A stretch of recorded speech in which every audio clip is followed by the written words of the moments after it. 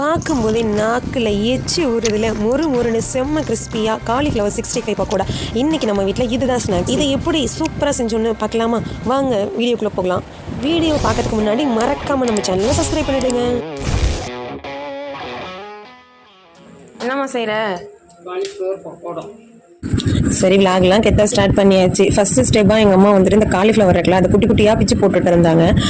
நான் போயிட்டு கேட்டேன், அம்மா இதில் புழு இருக்குமே, என்ன பண்ணுறது அப்படின்னு கேட்டேன். எங்கள் அம்மா உடனே அதை நல்லா வெந்நீரில் போட்டு மஞ்சத்தூளை போட்டு கொதிக்க வச்சோம் அப்படின்னாலே இந்த புழுவெல்லாம் செத்து போயிடும் அப்படின்ட்டாங்க. ஒரு பக்கம் காலிஃப்ளவர் வெந்நீரில் வெந்துட்டு இருக்கட்டும், நம்ம அதுக்குள்ளே மசாலா ரெடி பண்ணிடலான்னு சொன்னாங்க. ஒரு பாத்திரத்தை எடுத்து கடை அரிசி மாவு, அப்புறம் கார்ன்ஃப்ளவர் மாவு, கரம் மசாலா, காரத்துக்கு வந்து கொஞ்சம் மிளகாத்தூள், அதுக்கப்புறம் கலருக்காக காஷ்மீர் மிளகாய்த்தூள் கொஞ்சம் சேர்த்துக்கிட்டாங்க. அது கூடவே மஞ்சத்தூள்லாம் சேர்த்துக்கிட்டாங்க. அப்புறம் தேவையான அளவு உப்பெல்லாம் போட்டுட்டு அதுக்கப்புறம் இஞ்சி பூண்டு பேஸ்ட்டு கொஞ்சம் சேர்த்துக்கிட்டாங்க. ஏதோ எங்களுக்கு தெரிஞ்ச அளவுக்கு நாங்கள் காலிஃப்ளவர் பக்கோடா ரெடி பண்ண ஆரம்பிச்சிட்டோம். இது நாங்களுமே செல்ல பார்த்து தான் செஞ்சோம். ஒரு பக்கம் அம்மா வந்து இந்த மசாலாலாம் வந்து ரெடி பண்ணிட்டு இருந்தாங்க. அதுக்குள்ளே வந்து என் ஹஸ்பண்ட் வந்துட்டு, எனக்கு பசிக்குது, நீங்கள் பக்கோடா ரெடி பண்ணுற வரைக்கும் நல்லா வயிற்றுலாம் காய போட்டுட்டு இருக்க முடியாதுன்னு வெள்ளரி பிஞ்சு வீட்டில் கொஞ்சம் இருந்துச்சு. ஸோ அதை குட்டி குட்டியாக கட் பண்ணி நல்லா உப்பு மிளகாத்தூள்லாம் போட்டு சாப்பிட்டுட்டு இருந்தாங்க. அதுக்குள்ளே போயிட்டு அம்மா எலுமிச்சை பழத்தை ரெடி பண்ணி எடுத்துகிட்டு வந்துட்டாங்க. எலுமிச்சை பழம் நாங்கள் வாங்க மறந்துட்டோம். ஆனால் போன வாரம் வந்து கோயிலுக்கு போனப்போ ஒரு எலுமிச்சை பழம் கொடுத்துருந்தாங்க. ஸோ அதை போய் எடுத்துகிட்டு வந்து புளிப்புக்காக கொஞ்சம் எலுமிச்சை பழம் சேர்த்துக்கிட்டாங்க. சாமி பிரசாதம் மாதிரி ஆச்சு, பக்கோடாவுக்கு டேஸ்ட்டும் ஆன மாதிரி ஆயிடுச்சு. அதுக்கப்புறம் கொஞ்சமாக தண்ணி ஊற்றி மசாலாவெல்லாம் நல்லா கெட்டியாக பசஞ்சிட்டு இருந்தாங்க. நான் ஸ்கூல் போயிட்டு வரப்போ ஸ்நாக்ஸ் எல்லாம் செஞ்சு வச்சுருப்பேன்லம்மா. ஒரு நாள் உளுந்து வடை. ஸ்கூலுக்கு போயிட்டு வரப்ப அம்மா திங்கிறதுக்கு என்ன வச்சுருக்கேன் அப்படின்னா ஒரு சாப்பாடெல்லாம் சாப்பிடாது. ஒரு நாளைக்கு மெதுவடை, ஒரு நாளைக்கு மசால் வடை, ஒரு நாளைக்கு போண்டா, 65 பணியாரம், ஒரு நாளைக்கு 65. இங்கே நம்ம மசாலா ரெடி பண்ணுறதுக்குள்ளே அங்கே நல்லா காலிஃப்ளவரில் வெந்நீரில் போட்டோமா. ஸோ நல்லா காலிஃப்ளவர் வந்து வெந்நீர்லேயும் நல்லா குளிச்சு எழுந்திரிச்சிட்டு, ஸோ வெந்நீர்லாம் நல்லா வடிகட்டி காலிஃப்ளவர் மட்டும் தனியாக எடுத்தாச்சு. தனியாக எடுத்துட்டதுக்கப்புறம் ஒன் டைம் நல்லா பச்சை தண்ணியை ஊற்றி ஒன் டைம் கழுவிக்கிட்டாங்க. அதுக்கப்புறம் கழுவி வச்ச காலிஃப்ளவர்லாம் எடுத்து இந்த மசாலாவோட நல்லா ஆட் பண்ணி நல்லா ஒன்றா பசைஞ்சாங்க. பார்க்குறதுக்கே செம்மையாக சூப்பராக இருந்துச்சு.